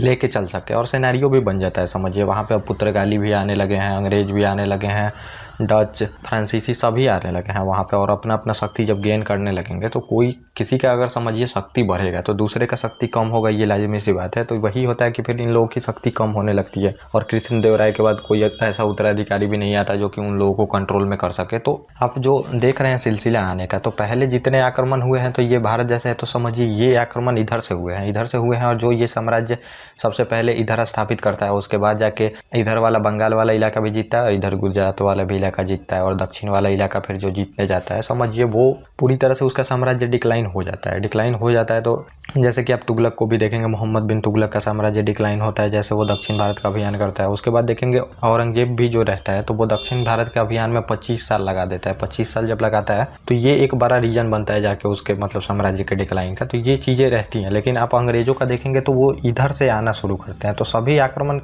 हिंद, यूनानी, शक, पहलव, कुषाण जो एंशिएंट इंडिया में आक्रमण होते हैं तो वो आपने देखा होगा वहाँ पे सिकंदर और हिंद, यूनानी भी आक्रमण करते हैं, कुषाण भी करते हैं, शक भी करते हैं जिसे सीथियन बोला जाता है। तो ये लोग रहते हैं, कुषाण भी रहते हैं तो वो भी मतलब विदेशी आक्रमण ही रहता है। तो वो लोग आक्रमण करके फिर ये इधर से ही जो आते हैं, उसके बाद अरबी भी देखेंगे वो इधर से ही आते हैं, तुर्की भी इधर से ही आते हैं। लेकिन जो अंग्रेज हैं तो देखेंगे आप इधर से आएंगे, इधर से पहले ये वाला इलाका जीतेंगे तो ये दक्षिण वाला इलाका तो पहले ही वो कैप्चर कर चुके रहते हैं, मद्रास वाला जो इलाका रहता है। और उसके बाद वो बंगाल के बाद इधर वाला पंजाब ये सब जीतना शुरू करते हैं। इस वजह पैन इंडिया को वो जीत पाते हैं और इतने दिनों तक चल पाता है। तो सबसे ज़्यादा ब्रिटिश का देखेंगे इलाका दक्षिण भारत में भी रहता है और उत्तर भारत में भी। लेकिन कोई भी अभी शक्ति ऐसी नहीं रहती है जो दक्षिण भारत उत्तर भारत को कंट्रोल में रख सके। जो कि पहले इधर से शासन अपना स्थापित करती है। तो ये रहता है, तो वो साम्राज्य डिक्लाइन होता ही है। ये मैंने थोड़ा सा आपको बता दिया, ये आपको जानना जरूरी होगा। तो ये अयोग्य उत्तराधिकारी मतलब कोई भी ऐसा उत्तराधिकारी नहीं होता है जो कि साम्राज्य को इकट्ठा करके चल सके। ये पहला नंबर का एक कारण बनता है इनके साम्राज्य डिक्लाइन में, जब आप देखेंगे विजयनगर के। और युद्ध नीति और संचालन में भी गिरावट आती है। जो कृष्णदेवराय के बाद सैनिक शक्ति भी इनकी कमजोर हो जाती है, और संगठन, जितनी भी सैनिक की संगठन रहती है, ये सब अकुशलता हो जाती है। जितने भी फ्यूडल सिस्टम रहता है, सामंतवादी व्यवस्था, वो धीरे धीरे सैनिकों को कमजोर बना ही देती है। और उसके बाद दूसरी नंबर ये है कि आप देखेंगे कि मतलब पुर्तगाली, डच, फ्रांसीसी, ये सब अपना शक्ति गेन करने लगती हैं। उनका सैनिक स्ट्रेंथ और भी अच्छा होता है। इस वजह से वहाँ पे देखेंगे कि इनके सैनिक में भी गिरावट होती है और युद्ध नीति में भी गिरावट होती है। जब उनके युद्ध से अगर आप कंपेयर करेंगे, यूरोपियन में बहुत सारे थे, तो उसकी अपेक्षा इनकी शक्ति कम थी, और ये लोग फिर रिफॉर्म भी नहीं करते हैं। तो आपको सैनिक में हमेशा रिफॉर्म करना पड़ता है। अगर रिफॉर्म नहीं करते हैं तो फिर बाकी जो है उनसे पिछड़ जाइएगा तो फिर वहाँ पे जब युद्ध होगा तो आपको फिर वहाँ पे हार का सामना करना पड़ेगा। ये चीज़ें होती हैं। और विजयनगर के वैभव से ये था कि बहमनी हमेशा चलता रहता था और लूटपाट हमेशा मचाते रहता था, आक्रमण करते रहता था। तो कंटिन्यू युद्ध चला है बहमनी और विजयनगर साम्राज्य में। तो एक तो दोआब के क्षेत्र के लिए युद्ध चला है, और दूसरा है कि हिंदू मुस्लिम रहते हैं तो उसके लिए युद्ध चला ही है कंटिन्यू। फिर जो कृष्णा नदी का डेल्टा रहता है वहाँ पे भी युद्ध चला है उस एरिया को लेके। मतलब इन सब के लिए युद्ध हमेशा कंटिन्यू चलते रहा है इनमें। लेकिन सबसे ज़्यादा विजयनगर प्रभावी रहता है, यहाँ पे प्रभावी रहता है, और यहाँ पे वैभव का कार्य भी होता है। इनकी इकोनॉमी स्ट्रेंथ भी जो रहती है बहुत अच्छी खासी रहती है। बहुत ज़्यादा निर्माण कार्य हुए हैं इनमें, क्योंकि निर्माण कार्य से ही हमें इकोनॉमी का पता चलता है किसी भी साम्राज्य का। तो ये चीज़ें होती हैं, इससे हमेशा चलते रहता है। तो ये चीज़ें होती हैं। और वंश परिवर्तन होते रहते हैं। वंश परिवर्तन जब भी होंगे तो समझिए इस पर 4 वंश चले हैं। इतना छोटा काल है और इसमें 4 वंश चले हैं, और साम्राज्य भी छोटा है तो 4 वंश, जैसा मैंने आपको बताया ऊपर, तो 4 वंश चले हैं। तो अब जैसे वंश बदलता है तो वहाँ पे जो नीतियाँ होती हैं वो भी चेंज होती हैं। नीतियाँ जब चेंज होती हैं तो वहाँ पे व्यापारियों को प्रॉब्लम फेस करनी पड़ती है, जो किसान होते हैं उनको प्रॉब्लम फेस करनी पड़ती है, क्योंकि नीति फिर चेंज होगा। अगर कांग्रेस आएगी तो उसकी नीति दूसरी रहती है, और देखेंगे जब बीजेपी आएगी तो उसकी नीति दूसरी रहती है। तो वही चीज़ें फिर वहाँ पे वंश परिवर्तन से होता है, और हमेशा वहाँ पे वंश परिवर्तन के लिए भी संघर्ष होते रहता था। इसलिए भी वहाँ पे इकोनॉमिकली लॉस इन लोगों की होती रहती थी। ये भी पतन का कारण बनता है। और निरंकुश शासक रहते हैं, तो निरंकुश शासक रहते हैं। अधिकांश शासक निरंकुश होने के कारण जनता में लोकप्रिय नहीं बना पाए। तो जो पहले का था तो डेमोक्रेसी ऐसी थी नहीं जैसे कि आज आप देखेंगे। तो इस वजह से जो जनता होती थी कभी भी शासक से जुड़ नहीं पाती थी। हमेशा डर के वजह से ही जनता रहती थी, वो जुड़ी रहती थी साम्राज्य में। आज देखेंगे मतलब देश से प्यार है उस, तो आज देखेंगे कि जनता हमेशा जुड़ी रहती है, शासन प्रशासन में हमेशा लगी रहती है। लेकिन उस टाइम ऐसा कुछ नहीं था। निरंकुश शासन के कारण जनता भी त्रस्त रहती थी। जनता की कोई नहीं सुनता था। वहाँ पे युद्ध करना, हमेशा युद्ध में जीतना, सैनिक की पावर को बढ़ाना, लेकिन जनता की वहाँ पे कोई देखभाल नहीं करता था। इस वजह से जनता जब तक नहीं जुड़ेगी तो वहाँ पे आपका इकोनॉमी बूम नहीं करेगा। वही चीज़ें बाद में होती है। बाद के शासक जो भी होते हैं वो निरंकुश होते हैं और किसी की नहीं सुनते वो, क्योंकि देखेंगे पुर्तगाली जब आते हैं तो वहाँ पे बहुत बड़े लेवल पे वहाँ पे धर्म परिवर्तन कराया जाता है। ईसाइयों में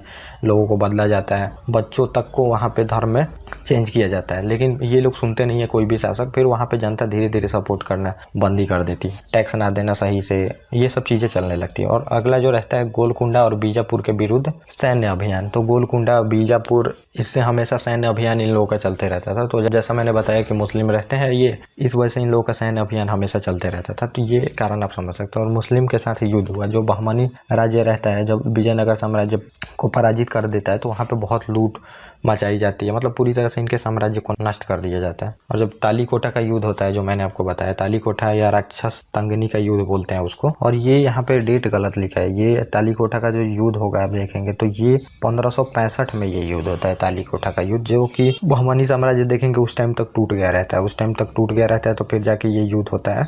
सदाशिव राय विजयनगर के शासक रहते हैं, ये मैंने आपको बताया। और राजा और मंत्री जो रहते हैं राम राय के नेतृत्व में ये युद्ध होता है, जिसमें कि अहमदनगर, बीजापुर, गोलकुंडा, बीदर ये रहते हैं। बरार नहीं रहता है, गोलकुंडा से उसका युद्ध चलते रहता है। तो ये मतलब चारों मिल के आक्रमण करते हैं और यहाँ पे विजयनगर की हार होती है और बहुत लूट मचाया जाता है। मतलब पूरी तरह से साम्राज्य को नष्ट कर दिया जाता है। तो ये सब कुछ कारण थे जिस वजह से विजयनगर साम्राज्य का पतन हो जाता है। तो ये लोग घृणा करते थे क्योंकि विजयनगर का बहुत वैभव पे उस टाइम इतिहास था। देखेंगे कृष्णदेवराय के समय तो बहुत ज़्यादा मतलब ये लोग अपने चीज़ों का निर्माण कराते हैं। कृष्णदेवराय बहुत बड़े महान शासक थे, तो इस वजह से ये लोग जलते थे। तो इस वजह से युद्ध हुआ था। तो ये आप समझ सकते हैं। तो अब हमें देखना है प्रशासन के बारे में मेनली कि विजयनगर साम्राज्य का प्रशासन क्या है, यहाँ से बहुत क्वेश्चन आते हैं, तो ये आप लोग को पता होनी चाहिए प्रशासन के बारे में इनके। तो जो ये प्रशासन था, तो ये विजयनगर का प्रशासनिक जो सिद्धांत देखेंगे तो निरंकुश राजतंत्र का सिद्धांत था। तो राजतंत्र तो चलता ही था हमेशा, मतलब डेमोक्रेसी तो थी नहीं पहले, डेमोक्रेसी अब देखेंगे ब्रिटिश आएंगे, वहाँ पे यूरोप में जितने भी आंदोलन होंगे तो वहाँ पे डेमोक्रेसी की नींव पड़ेगी, तो फिर वहाँ पे सभी देश धीरे धीरे अपनाने लगते हैं। तो निरंकुश राजतंत्र मतलब राजा ही यहाँ पे लॉ बनाएगा, राजा लॉ को इम्प्लीमेंट भी करेगा और साथ में जो न्याय भी है राजा ही करेगा और उसको कोई भी रोक नहीं सकता है। मंत्रिपरिषद होती तो थी लेकिन नाम की होती थी, चाहे मंत्रिमंडल होती थी, वो मतलब अंतिम जो फैसला होगा वो राजा ही करेगा। वहाँ पे राजा को कोई नहीं रोक सकता, ये आपको समझनी चाहिए। लेकिन अब समझिए कि राजा इसलिए भी महान मतलब, और समझिए कि राजा इसलिए भी अपने हाथों में पावर को रखता है क्योंकि कोई उसको हटा ना सके, कोई ऐसा लॉ ना है जिससे राजा को ही हटा दिया जाए। ये सब के लिए फिर राजा अपने अंडर में ही सभी चीज़ों को रखता है। और फिर ऐसा नहीं है कि मतलब समझिए कि शासन प्रशासन अकेले राजा चला सकता है, उसके लिए फिर मंत्रिपरिषद होती थी। मंत्रिपरिषद शासन में कार्यों की सहायता के लिए मंत्रिपरिषद होती थी जिसमें संभवतः 20 सदस्य होते थे। तो ये कैबिनेट जो आज आप देखते हैं वैसे ही समझ सकते हैं। तो कैबिनेट जैसी होती थी मंत्रिमंडल, और इसके अध्यक्ष को सभा नायक बोला जाता था। और अधिकारियों की श्रेणियां देखेंगे तो इसमें दंड नायक होता था, अधिकारी मतलब ये श्रेणियां थी जो नाम था, जैसे आप IAS IPS ये अधिकारी देखेंगे, ये सब विशेष प्रकार की श्रेणियां थी। दंड नायक बोला जाता था, यहाँ पे सेनापति, न्यायाधीश, गवर्नर अथवा जो प्रशासनिक अधिकारी आदि इसमें शामिल होते थे। इसी में ओवरऑल सभी शामिल होते थे दंड नायक में। और सचिवालय की व्यवस्था की गई थी, अधिकारी कर्णिक या सचिव कहे जाते थे। तो सचिवालय जैसे कि आप देखेंगे शासन प्रशासन जितने भी कागजाती काम होते हैं तो वो सचिवालय में ही होते हैं, और इसका जो अधिकारी होता था तो ये कर्णिक या फिर सचिव बोला जाता था। तो आज भी ये व्यवस्था आप देखेंगे, प्रधानमंत्री सचिवालय होता है, मंत्रिपरिषद सचिवालय होता है, जितने भी कागजी काम के लिए होते हैं तो ये लोग होते हैं। जितना सहायता मंत्री को देना होता है, चाहे PM को सहायता देनी है तो ये सचिवालय ही देता है। और शाही मुद्रा रखने वाले अधिकारी को मुद्राकर्ता कहा गया है, जो शाही मुद्रा की देखभाल करेगा, जो कोषाध्यक्ष होता है मतलब कोष की जो देखभाल करता है उसको मुद्राकर्ता इसमें कहा गया। और सैन्य व्यवस्था हम देख लेते हैं इसमें। तो सैन्य में मुख्यतः हाथी होती थी, घुड़सवार होते थे और पैदल सेना होती थी। तो यही सैनिक व्यवस्था सभी जगह आप देखेंगे, मुगलों में भी देखेंगे, यही लगभग सिमिलर ही रहते हैं। तो हाथी की व्यवस्था रहती है सभी सैनिकों में, घुड़सवार की भी व्यवस्था रहती है और पैदल सेना तो होते हैं। और पैदल सेना में ही आप देखेंगे कि तीर कमान, भाले, तलवार वाले सब उसी में होते हैं। और तत्कालीन लेखों के अनुसार आप देखेंगे कि तोपखाना तथा जल सेना भी थी। तो ऐसा नहीं है इनका जो अब विजयनगर आप देखेंगे तो कहाँ पे है, ये सदर्न टिप पे है बिल्कुल, आप देखेंगे इंडिया के। तो वहाँ पे आपको नौसेना की व्यवस्था तो होनी ही चाहिए, जो कि नौसेना इनके पास थी ही। और दूसरी बात है तोपखाना भी था वहाँ पे। बाबर जब तोपखाना लाता है तो अब वो लोग देखते हैं कि छोटा सा सेना लेके सभी को वो हरा दे रहा है, तो फिर ये लोग भी जितने होते हैं वो फिर अपने सैनिक में तोपखाने को भरना शुरू करते हैं। चाहे वो चीज़ें आज भी आप देख सकते हैं, जैसा कि आयरन डोम है इजराइल का, एयर डिफेंस सिस्टम आप देखेंगे मतलब वो बना के रखा है अपना। तो वो व्यवस्था जब देखता है लोग कि फिलिस्तीन चाहे कोई भी आक्रमण करता है तो कैसे इजराइल अपनी रक्षा करता है, तो वो सिस्टम अब सभी खरीदने के लिए बेचैन रहते हैं। तो जो सिस्टम सक्सेस होती है तो वो लेने के लिए सभी कोशिश करते हैं। बाद में भारत भी S-400 लिया है अपना, समझिए उसी टाइप का ये सिमिलर व्यवस्था है। तो ये सभी चीज़ करते हैं, जो टेक्नोलॉजी आती है और जो सक्सेस होती है तो फिर वो सभी कंट्री खरीदते हैं। तो तोपखाना भी यहाँ पे आ गया था समझिए। और पुर्तगालियों से अच्छे संबंध थे, अरबी तथा ईरानी घोड़े खरीदे जाते थे। तो पुर्तगालियों से तो अच्छे संबंध थे ही, यहाँ से बंदूक वगैरह लेना, साथ में अपने सेना को मॉडर्नाइज ये लोग कर रहे थे ताकि वहाँ पे मुस्लिम जो बहमनी साम्राज्य है उससे लड़ा जा सके। और दूसरी बात है कि अरबी और ईरानियों से भी इनके अच्छे संबंध थे, क्योंकि घोड़ा की भी ज़रूरत है और घोड़ा बहुत ही उस टाइम इंपॉर्टेंट होता था सैनिक में। क्योंकि आप देख रहे हैं अरबी, तुर्की सभी घोड़ों की वजह से ही यहाँ पे सफल हो पाते हैं। तो इस वजह से ये लोग घोड़ा भी भर के रखते हैं। और घोड़ा कहाँ से आएगा आपको, उत्तम किस्म का घोड़ा, और अब ईरान वाले इलाकों से वहाँ से आता था, रूस वाले इलाकों से भी आता था घोड़ा, ऐसा नहीं है। और पुलिस व्यवस्था भी अच्छी थी, जैसे कि शेरशाह सूरी के काल में आप देखेंगे पुलिस व्यवस्था काफ़ी अच्छा करता है वो। तो मैं आपको शेरशाह सूरी के टाइम बताऊँगा। तो यहाँ पर भी पुलिस व्यवस्था अच्छी होती थी।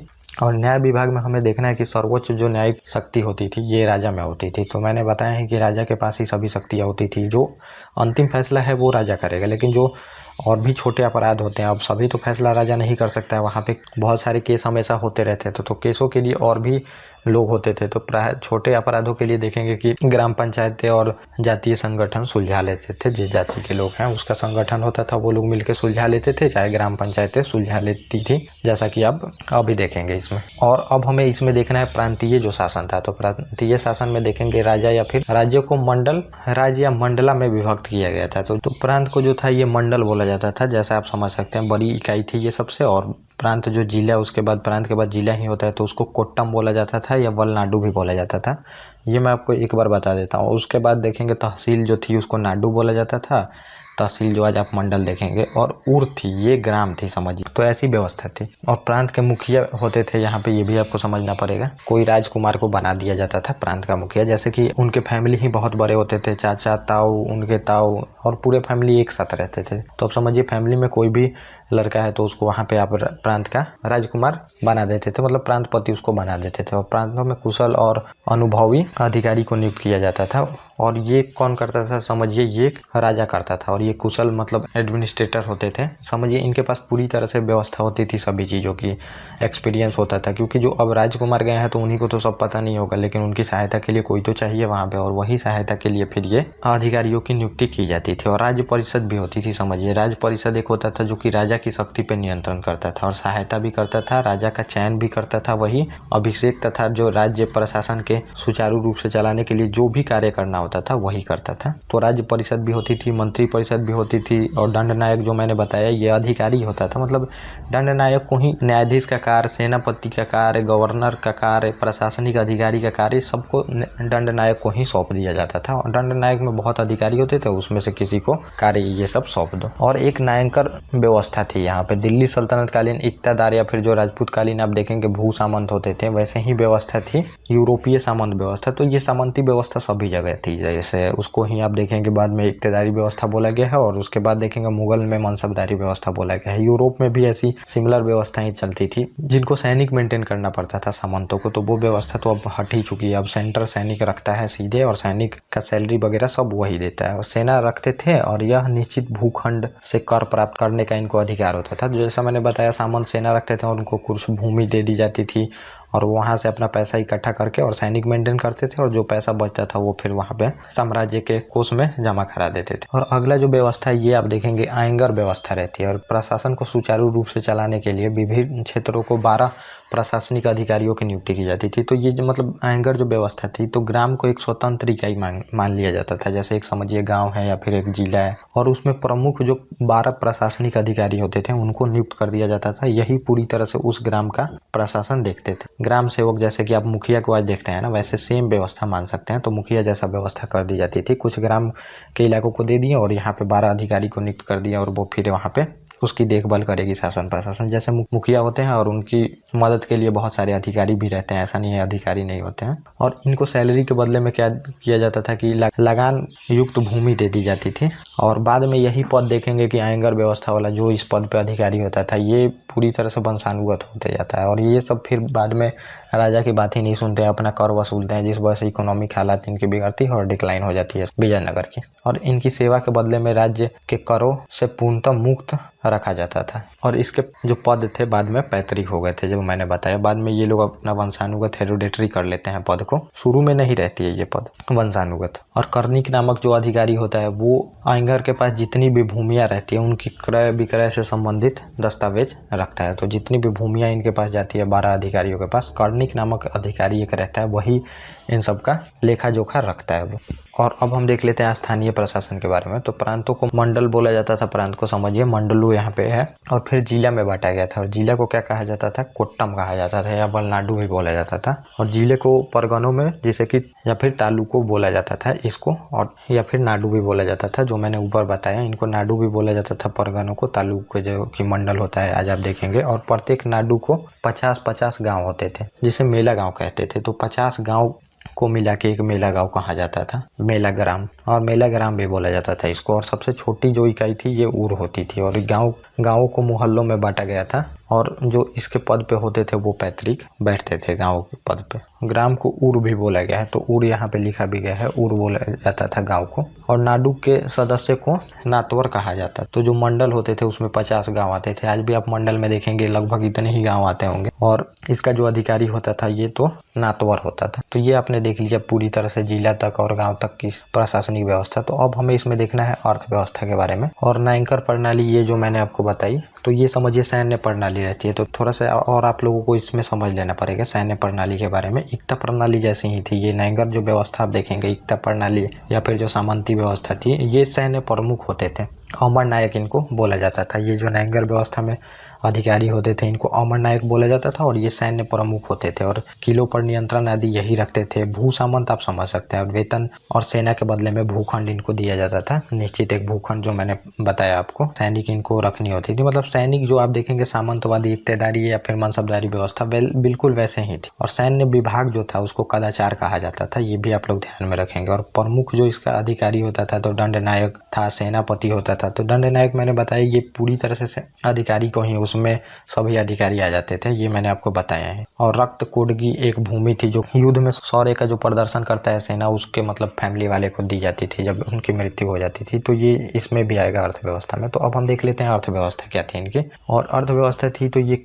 कृषि प्रधान थी और व्यापार भी काफ़ी उन्नत थी इनकी। तो व्यापार के वजह से ही उन्नति पाते हैं। ये देखेंगे कि उधर चीन वाला इलाका है जो फिर साउथ एशिया वाला रीजन है, तो वहाँ से ये लोग व्यापार करते हैं, फिर वहाँ से व्यापार करके जो रहता है ये यूरोप में प्रोडक्ट जाते रहता है, तो काफ़ी टैक्स ये लोग खाते हैं। तो ये अब समझ सकते हैं यहाँ पे जैसे ये व्यवस्था है। तो इधर से पूरी तरह से सामान आया, यहाँ पे होल्ड हुआ, फिर यहाँ पे यूरोप वाले क्षेत्र में चला गया, यहाँ से जो समझिए यहाँ पे अफ्रीका है इधर वाले इलाकों में चला गया। तो ऐसी व्यवस्था रहती है इनकी। तो व्यापार में भी बहुत पैसा आता है, कृषि में भी इन लोगों को बहुत पैसा आता है। और विदेशी यात्रियों ने विजयनगर साम्राज्य की आर्थिक समृद्धि की प्रशंसा की है। तो अब ये प्रशंसा करेंगे ही, क्योंकि मैंने आपको पहले ही बताया कि अगर तुम्हें व्यापार करनी है तो प्रशंसा नहीं करोगे तो राजा करने ही नहीं देगा। तो राजा की वहाँ पे चाटुकारिता करने के लिए ये लोग बहुत ज़्यादा प्रशंसा किए हैं और प्रशंसा लायक ये लोग थे भी। और व्यापार जो मुख्यतः था ये समझिए मलाया, वर्मा, चीन, अरब, ईरान, अफ्रीका, अबिसिनिया, पुर्तगाल सबसे होता था। तो इधर वाले इलाकों से लेके ये लोग फिर इधर वाले इलाकों में भेज देते थे, अफ्रीका, ईरान होते हुए वहाँ पे इनका व्यापार चलता था पूरे यूरोप तक। बहुत ज़्यादा पैसा इनको मिलता था। अरब से मोती, तांबा, कोयला, पारा, रेशम आदि विदेशों से ये लोग मंगाते थे अपने यहाँ पे। और फिर कपड़ा, चावल, सीरा, चीनी, मसाले इत्यादि ये लोग यहाँ से भेजते थे। तो इन सब का आज भी हम देखेंगे मतलब निर्यात करते हैं। और मसाले की वजह से फिर यूरोपीय आना शुरू करते हैं। वहाँ पे मसाला जो था ये सोने के भाव में बिकता था, क्योंकि अब वो लोग रहते थे ठंडे इलाके में। ठंडे इलाकों में रहना है तो मांस मछली खाते थे, और मांस मछली जब आपको खानी है तो बिना मसाले के उसमें स्वाद नहीं आ सकते। और जब वो लोग मसाला का उपयोग करना शुरू करते हैं तो समझिए पूरी तरह से वहाँ पे टेस्ट ही चेंज हो जाता है। और जो मसाला था तो उनको ज़्यादा दिन तक अगर किसी मांस को रखना भी है तो अगर मसाले में आप उसको पैक करके रखते हैं तो वो ज़्यादा दिन तक रह सकता था। तो जैसा आप अभी व्यवस्था देखते हैं कि फ्रीज है, चाहे कूलिंग, ये सब व्यवस्था तो उस टाइम नहीं थी। मांसों को ज़्यादा दिन तक रखने के लिए फिर ये सब व्यवस्था करनी पड़ती थी, सुखाना पड़ता था मसाले में, तब जाके वो ज़्यादा दिन तक मांस टिक पाता था। तो इस वजह से मसाले का व्यापार बहुत ज़्यादा बढ़ता है। और मसाले के व्यापार से बहुत फ़ायदा कमाने के लिए यहाँ पे कंपनियाँ आती हैं। और फिर जब आती हैं तो धीरे धीरे उनको और भी चीज़ें देखती हैं कि मसाला ले जा सकते हैं हम, तो फिर कपड़ा क्यों नहीं ले जा सकते हैं। और धीरे धीरे वहाँ पे दिमाग खुलने लगता है जो भी हो व्यापारी, और सभी वस्तुएं जाने लगती है वहाँ पे। और अब हम देख लेते हैं भूमि का प्रकार कौन कौन सा था, किस तरह की भूमि थी यहाँ पे। तो पहली भूमि आप देखेंगे कुट्टगी भूमि थी।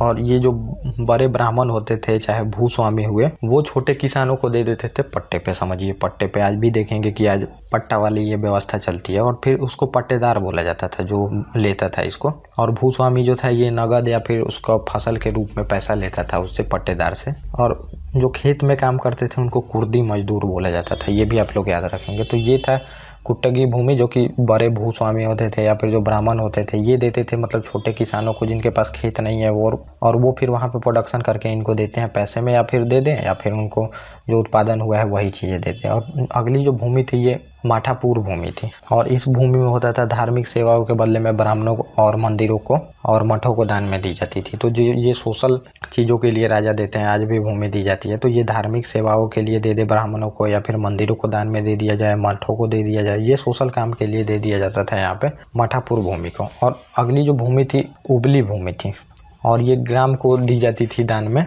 और ये लगान मुक्त होती थी, इस पर कोई भी पैसा नहीं लिया जाता था। तो ये भी समझिए सोशल काम के लिए ही दिया जाता था। और अगली भूमि थी अमरम भूमि थी, और ये सैनिक तथा असैनिक जो अधिकारी होते थे उनको उल्लेखनीय सेवा के बदले में अमरम भूमि प्रदान की जाती थी। जो नायक होते थे समझिए, वो सैनिक का रख रखाव करते थे, उनको दे दिया जाता था कि ये भूमि ले लो तुम, यहाँ से टैक्स वसूल के फिर जो सैनिक व्यवस्था चाहे असैनिक अधिकारी हैं उनको मेंटेन करो। और रक्त कोड की भूमि थी, युद्ध में वीरता का प्रदर्शन करने वाले को दी जाती थी। जो मैंने बताया कि युद्ध में अगर वीरता से वो लड़ता है और फिर उसकी मृत्यु हो जाती है तो उसके परिवार वाले को ये भूमि दे दी जाती थी, उसको रक्त कोड की भूमि बोला जाता था। तो अब हम देख लेते हैं समाज के बारे में। अर्थव्यवस्था हमने देख लिया और समाज के बारे में अब हम देखेंगे। और थोड़ा सा आपको उसमें ये भी समझना पड़ेगा, भू राजस्व जो था तो ये लोग 1/6 भागी भू राजस्व लगाते थे। और फिर इसमें जो टैक्स था वो कर देखेंगे। वर वधू का जब शादी भी होता था तो वहाँ पे टैक्स लगाया जाता था, लेकिन समझिए कि जो विधवा थी उसके शादी पे टैक्स नहीं लगाई जाती थी। और कर कितने प्रकार की थी, आप उसका नाम समझ सकते हैं। कदमाई थी, मगमाई थी, कनम थी, वरन थी, बहुत तरह के टैक्स थे। और ये तमिल नाम है तो आपको थोड़ा समझने में दिक्कत हो सकती है। और व्यापार जो था ये चेट्टियों के हाथों में होती थी, चेट्टिया बोला जाता था। जो व्यापारी होते थे उनको चिट्टी बोला जाता था। और खान की खुदाई वगैरह सभी चलते थे इसमें। और बंदरगाह भी आप देखेंगे उस टाइम बहुत इंपॉर्टेंट बंदरगाह रहता है। कालीकट का बंदरगाह, इसी पे देखेंगे कि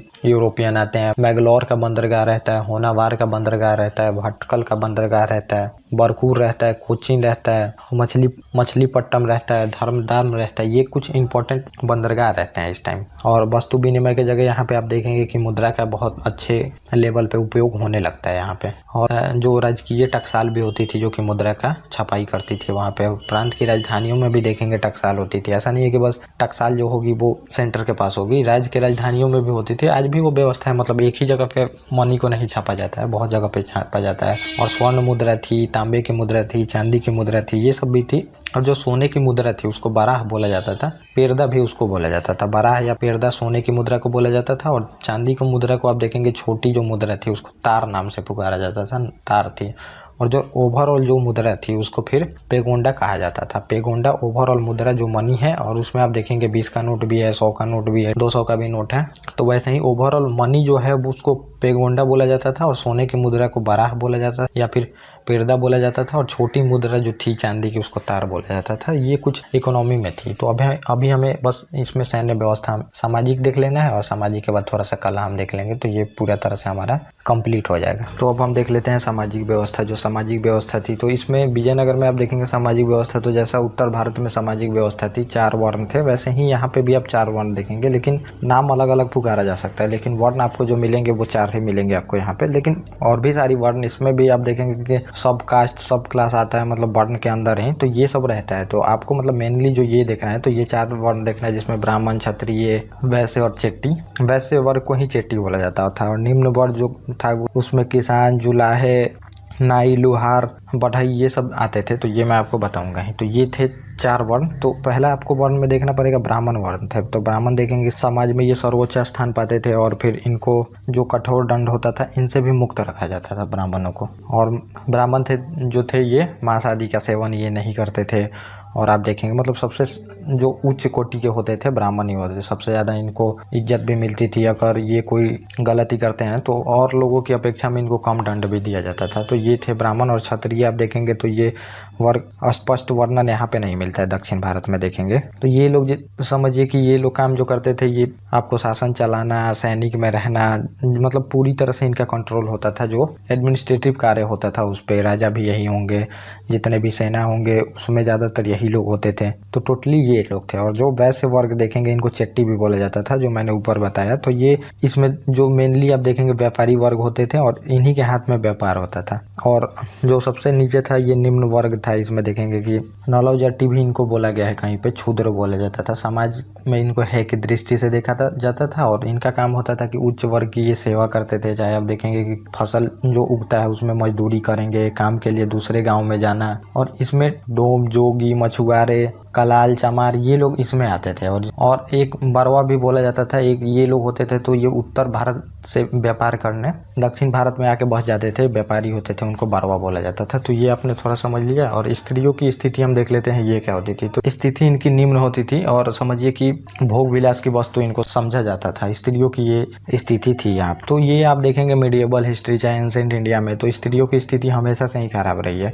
और ये खराब थी, भोग विलास की वस्तु उनको समझी जाती थी। और दूसरी बात है, उत्तर चाहे दक्षिण कहीं भी देख लें, उनकी स्थिति सेम ही थी। एक राजा कितनी शादियाँ करता था, सेना भी कितनी शादियाँ करते थे, और जो आम जनता है वो भी बहुत शादियाँ करते थे। तो वहाँ पे स्त्रियों की स्थिति बहुत खराब थी। और कुलीन स्त्रियों को समाज में सामान्य स्थान था। कुलीन जो स्त्रियाँ थी उनको, कुलीन जो आप देखेंगे जैसे सामंत हो गए, चाहे आप देखेंगे मनसबदार हो गए, चाहे आप सामंतवादी व्यवस्था में देखेंगे इक़्तेदारों की, ये सब मतलब ऊपर कास्ट के लोग थे, चाहे जमींदार हो गए, तो इनकी स्त्रियों की सामान्य स्थिति तो थी, लेकिन इनको ज़्यादातर गार्डन में रहना होता था। और जो नीचे कास्ट की स्त्रियाँ होती थी वो खेत में अपने हस्बैंड या फिर अपने जो भी परिवार के लोग हैं उनके साथ काम वाम करती थी। तो समझिए उनकी ज़्यादातर स्थिति अच्छी थी इन लोगों से, अगर माने तो आप। और वैश्यावृत्ति जो थी ये बहुत बड़े लेवल पे होती थी। वैश्यावृत्ति आप समझ सकते हैं, तो वो बहुत बड़े लेवल पे इनका चलता था वहाँ पे चीज़ें, जो कि आज भी आप देखेंगे ये सब चलती है। और विधवा स्त्रियों के जीवन बहुत अपमानजनक समझा जाता था। विधवा जो स्त्री होती थी उनका स्थिति और बेकार होता था। आप समझिए हिंदुओं में तो था कि ऐसा कि विधवा की शादी नहीं हो सकती, लेकिन मुसलमानों में ऐसा था कि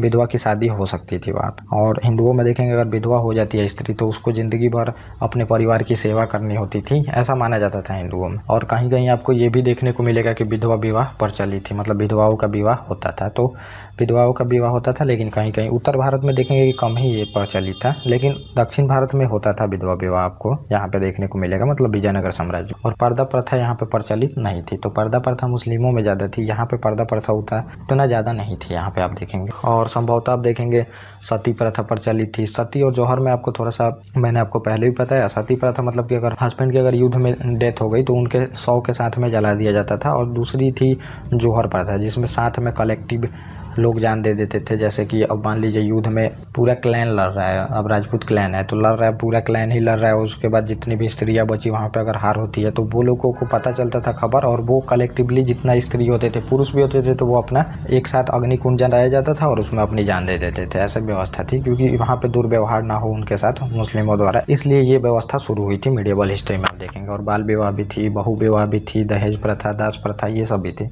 और जो आप देखेंगे स्लेवरी सिस्टम, दास प्रथा जिसको बोलते हैं, वो प्रचलित बहुत बड़े लेवल पर प्रचलित थी। और महिला और पुरुष दोनों को दास बनाया जाता था। और मंदिरों में स्त्रियों को जब युद्ध में मान लीजिए कहीं युद्ध हुआ किसी राज्य के साथ, तो वहाँ पे युद्ध होता था तो वहाँ की स्त्रियों को दास बना के लाया जाता था और मंदिरों में रख दिया जाता था मंदिर की देखभाल के लिए। और वहाँ पे उसको शादी भी करनी नहीं होती थी। इसको देवदासी प्रथा बोला जाता था यहाँ पे। और मनुष्य के क्रय विक्रय जो होता था उसको वेश्यावृत्ति बोला जाता था। तो ये सिस्टम थी कुछ यहाँ पे।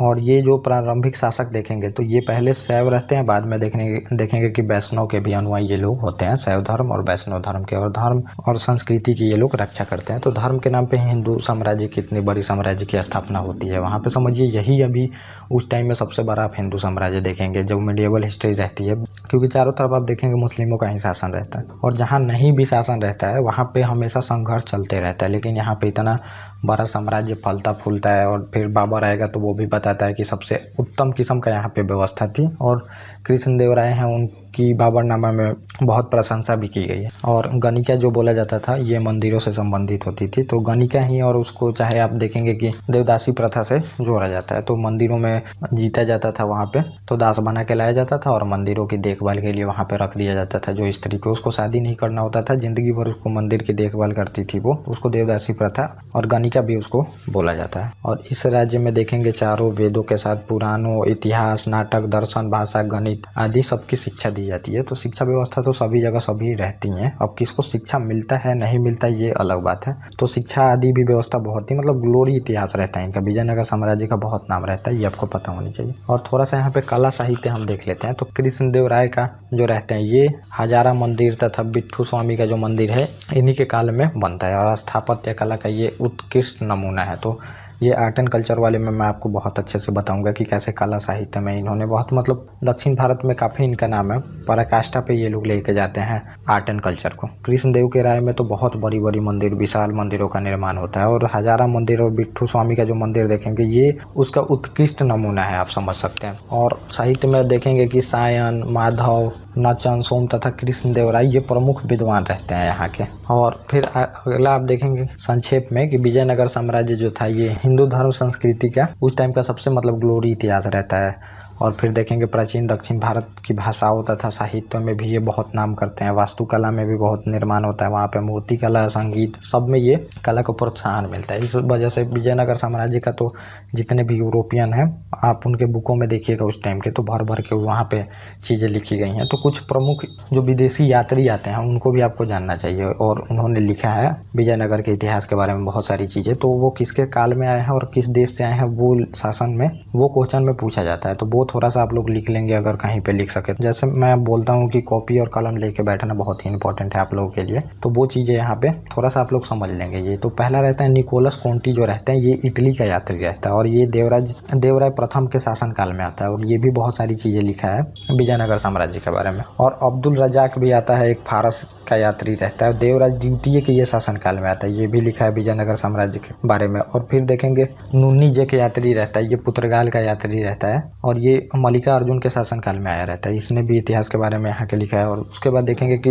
अगला डोमिंग पायस यात्री रहता है, ये भी पुर्तगाल का रहता है, ये कृष्णदेव राय के शासन काल में आता है। और बरबोस एक यात्री रहता है जो पुर्तगाल का रहता है, ये कृष्णदेव राय के शासनकाल में ये 2 यात्री आए हैं आप देखेंगे। और इन्होंने बहुत सारा इतिहास को बढ़ा चढ़ा के भी लिखा है, कुछ अच्छी चीज़ें भी लिखी हैं जो ज़रूरी थी। तो जो मैंने आपको बताया कि इतिहास लिखना है, इनको अगर सही से नहीं लिखते हैं, अगर किसी शासक का वहाँ पे बुराई करते हैं, तो फिर इनको पे करना पड़ेगा वहाँ पे, कि यहाँ से जितने भी व्यापार है वो नहीं करने दिया जाएगा। इस वजह से ये अच्छा लिखते हैं, क्योंकि यहाँ पे अरबी का जो था ये व्यापार पे पूरी तरह से कंट्रोल था, और इनको रिप्लेस करके वहाँ पे यूरोपियन को आना था। क्योंकि बीच में देखेंगे कि अब ऑटोमन्स भी आ चुके हैं, ऑटोमन्स आए गए हैं, तो वहाँ पे इनका ट्रेड रूट बंद हो गया है बिल्कुल, जो सीधे ये लैंड रूट से आते थे। तो अब यहाँ पे इनको अफ्रीका वाला इलाका जो रहता है, यहाँ से भारत में अब आना पड़ता है ऐसे घूम के, ये रूट से पहले आते थे। तो ये रहता है। और गोवा से इन लोगों का बार बार देखेंगे, गोवा के लिए युद्ध चलता है। गोवा एक इंपॉर्टेंट बंदरगाह रहता है, जहाँ से आप अरब से भी जितने हॉर्स रहते हैं वो मंगाएंगे, और हॉर्स उस टाइम सेना में बहुत ही इंपॉर्टेंट होता था। बिना हॉर्स के वहाँ पे आप जो